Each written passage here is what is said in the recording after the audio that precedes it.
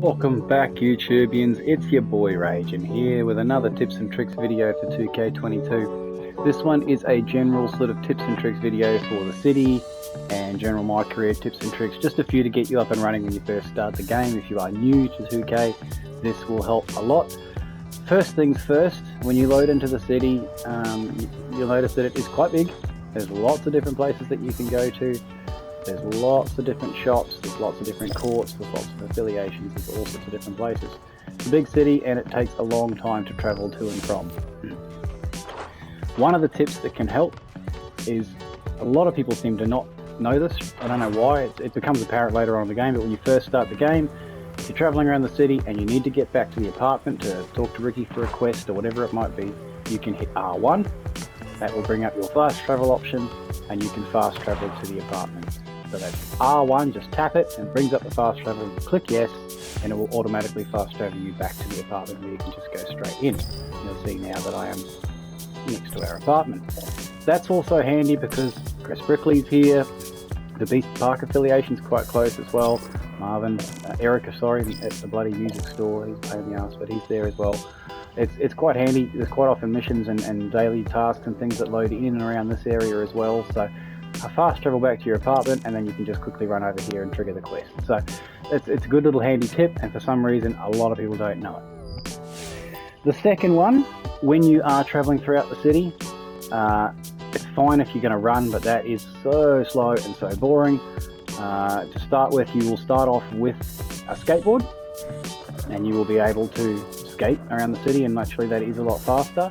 The problem, if you try and take shortcuts on a skateboard, you will run into things and you will run into people. Right, let's go through here. You get caught on that and then you try and get around it and it won't put you around it, and you're all trying to reset and it's just a nightmare.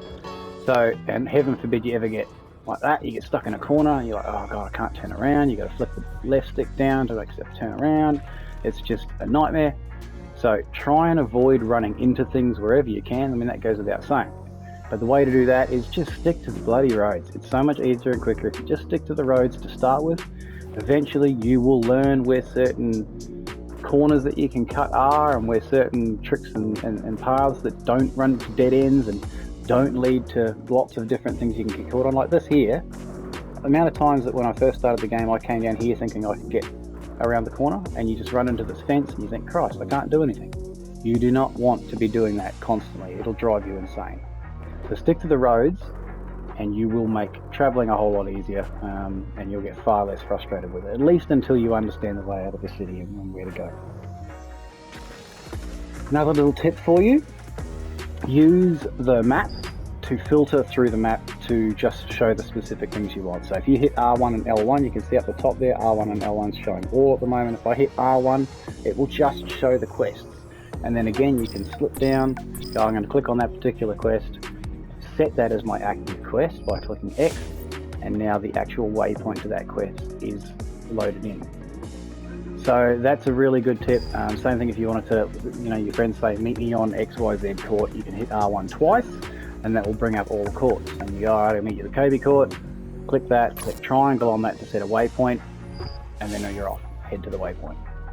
Okay, so the blue ones are the active waypoints that you set, the yellow ones are the active quests. Alright, another little tip, and it is painful. I advise that you run everywhere that you can in short distances. I've got, let's say, 86 meters to that quest.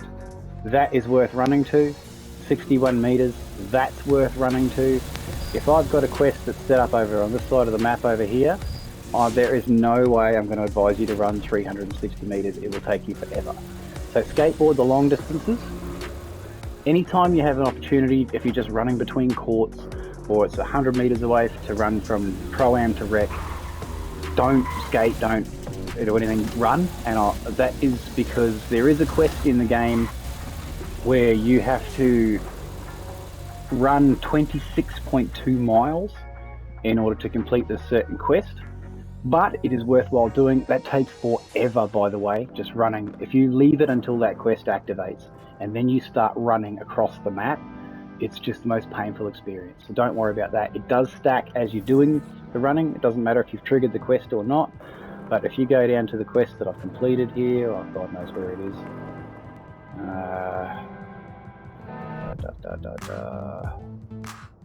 Oh, look, anyway, I'm not going to go through them all. So there's a quest anyway that you unlock after probably a couple of days in the game, where you have to run everywhere to trigger these spawn points. Now, they are very handy when you're loading into the game. They're not fast travel locations per se, but you see this little hexagon there? Oh, is it a pentagon? Alright, whatever. They are scattered throughout the map. There's one at Gatorade, there's one over here, there's one at each of the court affiliations as well. There's different spawn points. There's ones over near the apartment, there's ones at the Pro-Am, and there's also one at Rec. That's my active one because I play a lot of Rec. So when you load into the game, you'll load into that location instead of having to start at your apartment every time and run over to the Rec or run over to the, Northside Nights, etc. Alright, that's a really handy tip. But you just have to start running wherever you can, as soon as you can, to start racking up those miles, so that when you do get the quest, you trigger that quest, you've already ticked off 5 to 10 miles of running.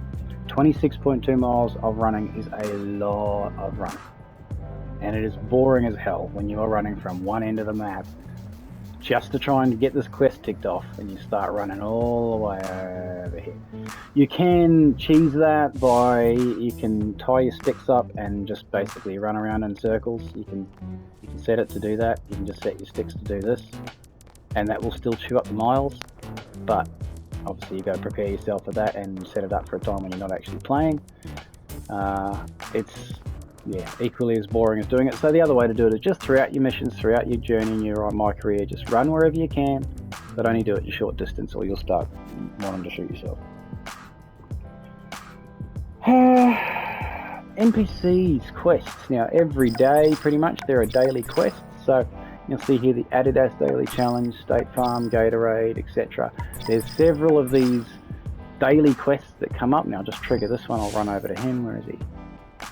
I'm going to bring up my skates because that's faster than the skateboard and I can't be stuffed.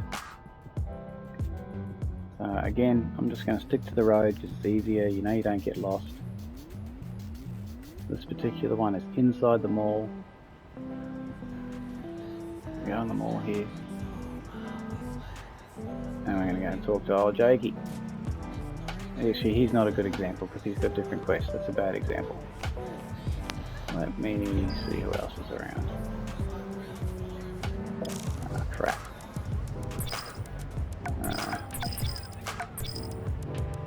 Alright, there we go. This is a good chance for me to show you what I was talking about. So the Adidas Daily Challenge. Well, guess where that is? That's over near the apartment. So instead of having to skate all the way across the city, I am now got 170 meters to go. Much easier, and it took me, 3 seconds to get here in total. So highly advise that you use that R1 fast travel glitch in order to get to these different missions that pop up. And what you'll see here when I get over to the Adidas court, and again I know my way around a little bit more so I'm taking a few shortcuts, but don't do that just yet. Okay. Now every day you can go in and talk to these people and they will give you blah blah blah blah blah blah blah, whatever. They will give you quests to do. So now this says I've got to get dribble drive scores on the Adidas court. Now just in case you happen to be playing on the Adidas court today, or you might team up with some friends and go, let's go play on the Adidas court and tick off this mission. I'll get some season level, I get 500 VC and I get 2,500 MVP points. Now again, there are several of those scattered throughout the city pretty much every day that you log in, and they all give you different things. So go and talk to these people first, talk to the daily challenges, go to the Gatorade, go to Adidas, go to all the Mountain Dew courts. Go to where the daily challenges are before you start playing.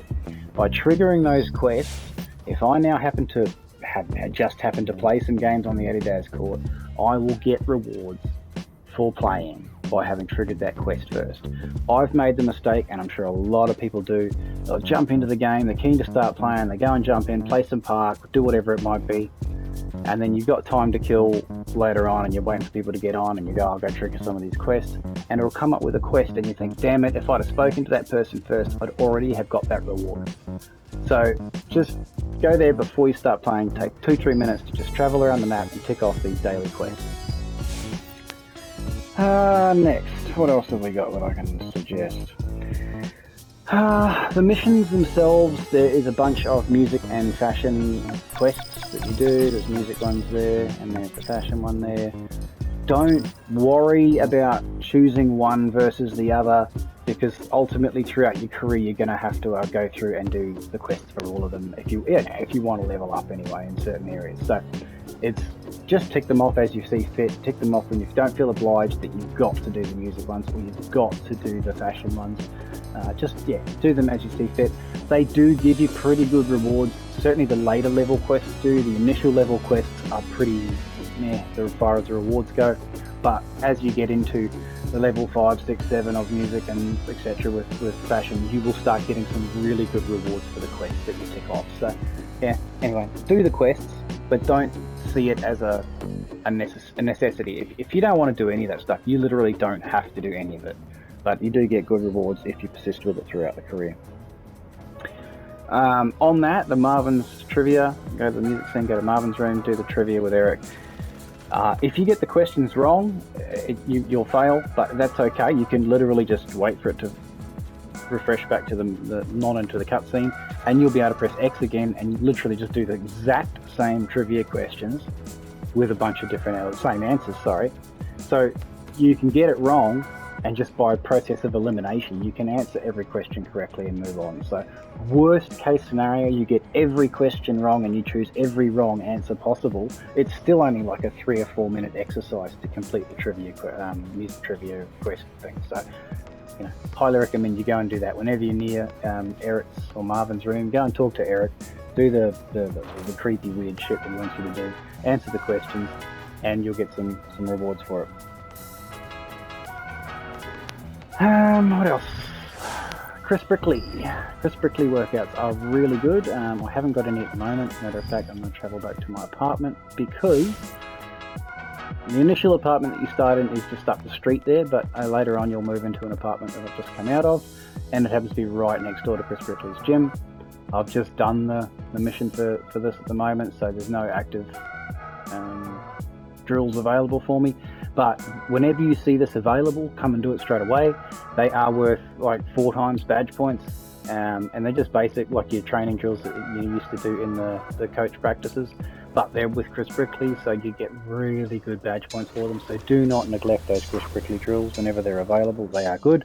The first round that you do, the first 4 lots of Chris Brickley drills, they will unlock various perks. Now, perks are in your progression. You've got your takeover.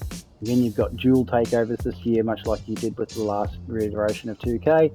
But you also have a perk system this year. Now, in the perks, they offer different things. Again, Accelerator means your takeover fills up faster. This one means that your takeover doesn't drain as quickly. This one means you get an extra boost when takeover is activated, and so on and so forth. Now, there's a bunch of different takeovers here.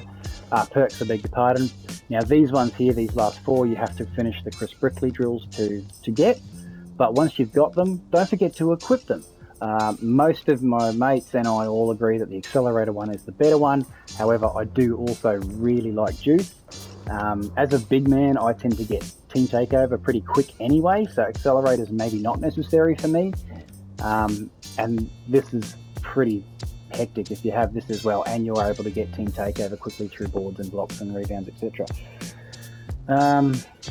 But don't forget to equip it. The amount of times I've seen people that have gone in and they've got both takeovers showing, and so they're a 94 plus overall. There's no way they haven't unlocked a perk yet, but they don't have their perks actually equipped. So make sure you go into your takeover section in your progression menu and equip your perk. The other thing, this is about your personal brand in here too. So I haven't done much with this particular character yet. I only started him a little over a week ago. And again, you see the different levels that you go up in. I've chosen a different path to my previous build. I went all full-on flashy and solo in the previous build, and I wanted to see what the story was this time, so I've done team-orientated fundamentals sort of basics. Not a huge difference in the storyline. There are some differences, but it's still basically the same storyline. But that's also worth having a look at. Endorsements as well, they're in here now. Just as you throughout playing the game, you will randomly rack up these endorsements by reaching certain levels in various things, and they give you, as you say, 1200 VC for that one. Once I reach level 6 free spirit, level 4 in music, I can just come in here, click on this free 1200 BC. So don't neglect this, make sure you check this pretty regularly, because they don't tell you when you've achieved them. So you have to just come in here regularly and see if there's anything that you can redeem. What else is there? For now, I'll keep it relatively simple. The Gatorade gym, that's also really interesting as well.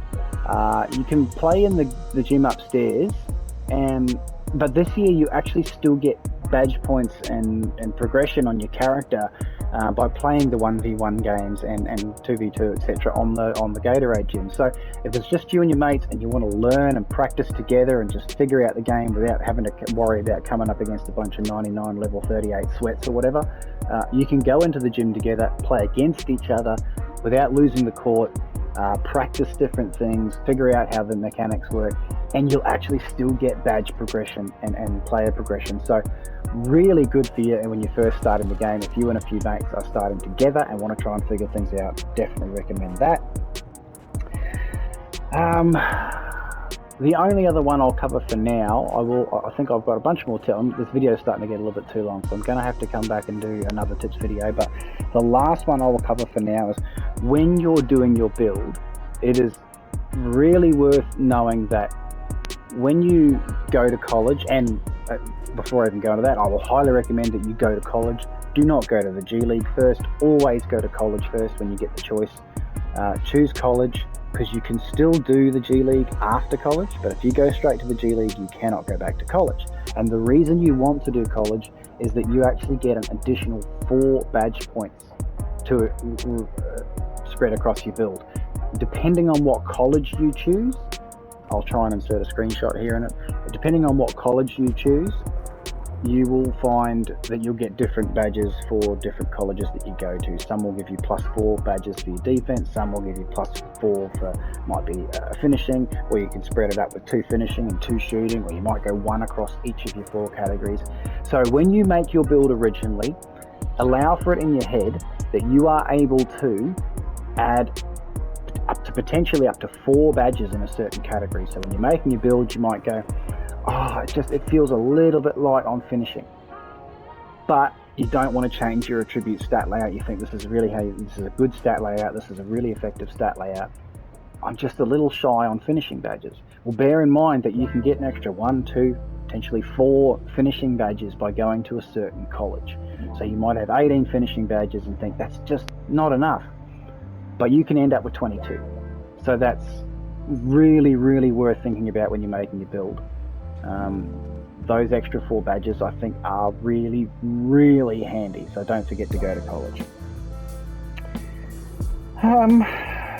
I'll come back, I think, with another video. Like I said, there's so much more I've got to cover yet. There's a lot to do to go with it. If there's something you specifically want covered, let me know. Otherwise, I'll just, as I think of things and as I think of other bits that I've gone, oh, that's right, that really made a difference to me, I will try and make another video in the next couple of days to a week. But if there is in the meantime something you specifically want to know about, just shoot us a question and I'll do my best to answer it. With that, I will catch you later.